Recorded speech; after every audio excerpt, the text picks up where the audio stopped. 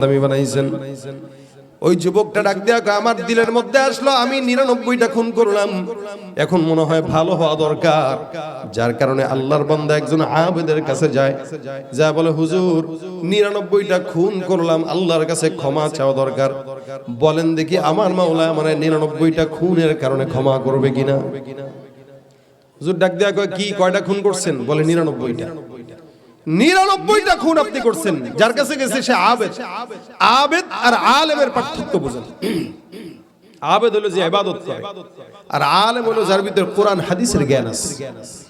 আবেদ আর আলেমের পার্থক্য কি? রাসূল বলেন, ফাদলুল আলিমি আলাল আবিদি কাফদলি আলা আদনাকুম। ভাই আলেমের দাম আল্লাহর কাছে অনেক। 1000 আবেদ আর একজন আলেম সমান। সুবহানাল্লাহ। কারণ আবেদ না বুঝা ইবাদত করে, আর আলেম বুঝা ইবাদত করে। যার কারণে আবেদ সারা বছর ইবাদত করার পরেও জান্নাত পায় না, আর আলেম অল্প ইবাদত করেও জান্নাত পেয়ে যায়। সুবহানাল্লাহ। আবেদের দাম বেশি না আলেমের দাম বেশি? আমি আবেদের ইবাদতের একটা নমুনা আপনাদেরকে শোনাই। আমি কুমিল্লা এক মসজিদে তাদের দাওয়াতের জুমার নামাজ পড়াইতে গেছি। দাওরা মাদ্রাসা আমারে বলছে, হযরত একটু আমাদের এখানে এসে জুমার নামাজটা পড়ায় যান। তো পড়াইতে গেছি। তো পড়াইতে যাওয়ার পরে একজন আল্লাহর বান্দাকে দেখি সে পিছন থেকে জুমার নামাজে আসছে। আমি আলোচনা করতেছি, আল্লাহর বান্দা জিকির করতেছে, হাতে একটা তাসবিহ। আমি করতেছি বয়ান, সে করে কি? জিকির। ভালো। আমার কাছে মনে হইলো অনেক বড় জাকিরিন বান্দা, জিকির করলে কলব মনে হয় না রসরে, এই কারণে জিকির করতেছে। গুরু, এটা ভালো কথা, এটা খারাপ না। জিকির করতেছে ভালো, মাশাআল্লাহ। আমি খুতবা দেওয়ার জন্য দাঁড়াইলাম। আমি তাকায় দেখি আল্লাহর বান্দার হাত তখনও নড়ে, সে তখনও জিকির করে। আপনারাই বলেন খুতবা শোনা কি? আজকে জুমার নামাজে খুতবায় কথা বলছেন কারা কারা? আছে না অনেকে কথা বলে? খুতবার চলাকালীন সময়ে গল্প করে।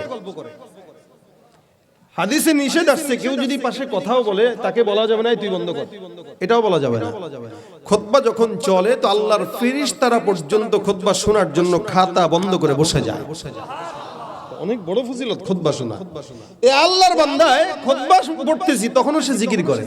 আমি চিন্তা করলাম তার দিকে তাকাই একটু, দুই একবার, মনে হয় সে বুঝবে, তাসবিহ রাখবে। আমি তার দিকে তাকাই, সে তাসবিহ রাখবে তো দূরের কথা, সে আরো জিকির বাড়ায় দেয়।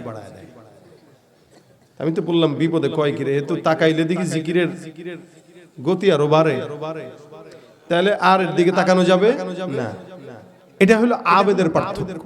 সে বুঝে না কখন ইবাদত করা লাগবে, কখন জিকির করা লাগবে, কখন নামাজ পড়া লাগবে। বেটাইমে নামাজ পড়ে, বেটাইমে ইবাদত করে। তা আবেদের কাছে গেছে, আবেদ বলে কয়টা খুন করছে? বলে 99টা। কদর মিয়া ফাজিল, ভাগো এখান থেকে। ধমক টমক দিয়ে পাঠিয়ে দিয়েছে। মিয়া আল্লাহ পাকের কায়েম নাই তোমার মতো 99টা খুনের মানুষকে হত্যা করবে, মাফ করবে? সন্ত্রাস 99টা খুন করছে, এর মাথা গরম হয়ে গেছে। কয় কিরে হুজুরে, 99টা খুন করে যদি ক্ষমা নাই পেতে মোল্লারে রাখার দরকার কি? হুজুর মাফ করেন, দুঃখিত, আমি আর আপনারা রাখতে পারলাম না, ছুরিটা নিয়ে হুজুরের পেটের ভিতরে ঢুকিয়ে দিয়েছে, যা খালাস। আগে ছিল কয়টা, এখন হইছে কয়টা? সেঞ্চুরি। কয় চুরি? সেঞ্চুরি। এনে 100টা যে খুন করছে, এখন মাথার ভিতরে বাড়ি লাগছে। আরে কি করলাম এটা?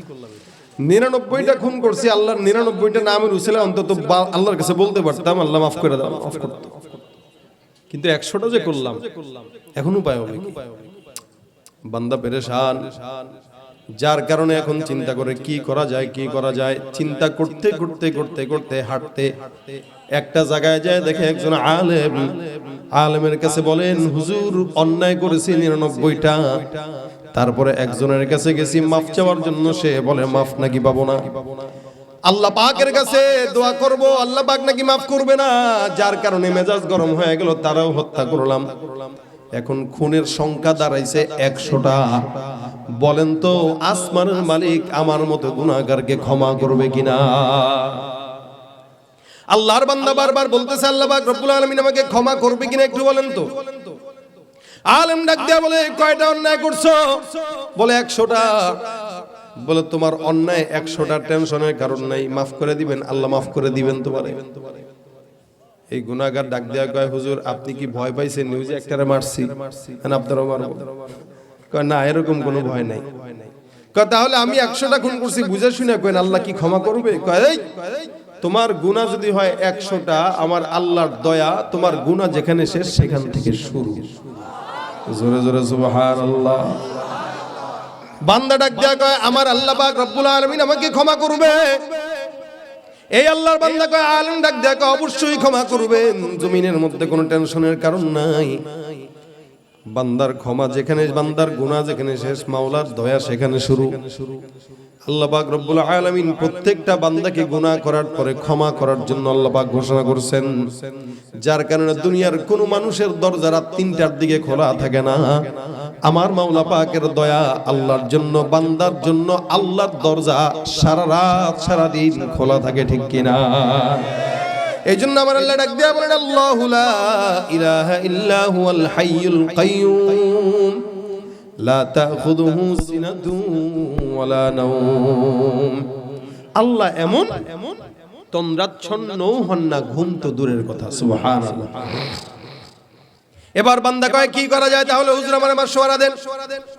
আলেম ডাক দিয়া বলতেছে অমুক একটা এলাকায় যাও, ওই এলাকায় যাওয়ার পর কিছু আল্লাহওয়ালা বান্দাকে দেখবা, যারা আল্লাহওয়ালা, এরা আল্লাহর জিকির করে, এরা আল্লাহ পাকের দ্বীনের পথে সব সময় লাগায়।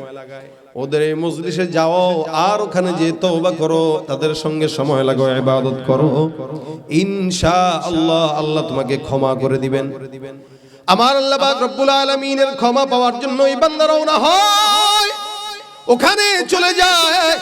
রওনা দেওয়ার জন্য বাসা থেকে রওনা হয়, ওখানে যাওয়ার জন্য বাসার থেকে বের হইলো, গোসল করে আদর টাদুর লাগায় আল্লাহর বান্দা রওনা। সুন্দর করে বের হয়ে গেল। আল্লাহর বান্দা হাঁটতেছে। উদাহরণ স্বরূপ 100 কিলোমিটার যাওয়ার পরে ওই আল্লাহওয়ালাদেরকে দেখা পাওয়া যাবে। বান্দা তারাবো এই জায়গা থেকে রওনা হয়ে গেছে। যেতে যেতে যেতে যেতে মাত্র 100 কিলোমিটার রাস্তার মধ্যে 30 কিলোমিটার রাস্তা মাত্র গেল। এই 30 কিলো যাওয়ার পরে আল্লাহ ডাক দিয়া বলতেছেন আজরাইল, এই বান্দাটা হায়াতটা এখানেই শেষ, বান্দার জানটা কবজ করে তুমি আমার কাছে নিয়ে আসো।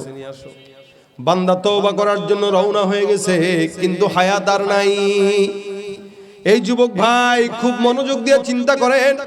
আপনি মনে করলেন আল্লাহ পাক রব্বুল আলামিন মনে হয় আপনাকে ক্ষমা করে দিবে, মাফ মনে হয় চাবেন, কিন্তু মুসলমান যুবক মনে রাখবেন মানুষের হায়াতের গ্যারান্টি নাই।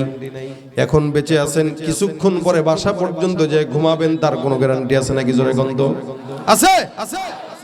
আচ্ছা বলেন তো মৃত্যু হবে কি হবে না? সন্দেহ আছে? নাস্তিক বলেন, মুরতাদ বলেন, ইহুদি বলেন, নাসারা বলেন, খ্রিস্টান বলেন, প্রত্যেকটা মানুষের এই একটা বিষয়ে থাকবে ঐক্যমত যে মরণ একদিন। আচ্ছা কবে হবে?